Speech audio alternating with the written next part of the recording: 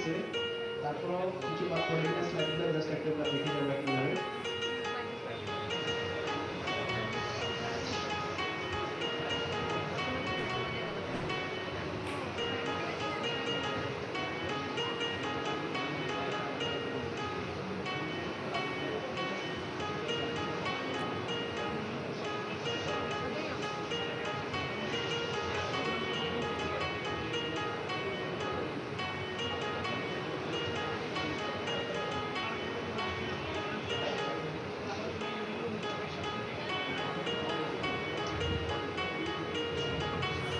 নিরাপদ ইনজেকশন বলতে কি বুঝি?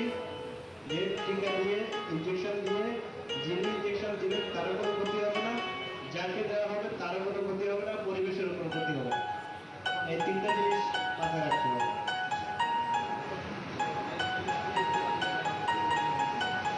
তাহলে আমরা হচ্ছে যে নিরাপত্তার জন্য যাকে দিচ্ছি তার নিরাপত্তার জন্য এডি সিরিজ ব্যবহার করি। এডি মানে কি? Auto disable. আমরা জানি যে এই সিরিজ দিয়ে একবার ইনজেকশন পুশ করা হয়ে গেলে এটার বার্গারটা ভেঙে যায়, ওটা পিছনের দিকে আসে না, লক হয়ে যায়, টানতে গেলে ভেঙে যায়। তাহলে এটা রিলিজ করার কোনো সুযোগ নাই, ওকে দিয়ে বারবার দেওয়ার কোনো সুযোগ নেই।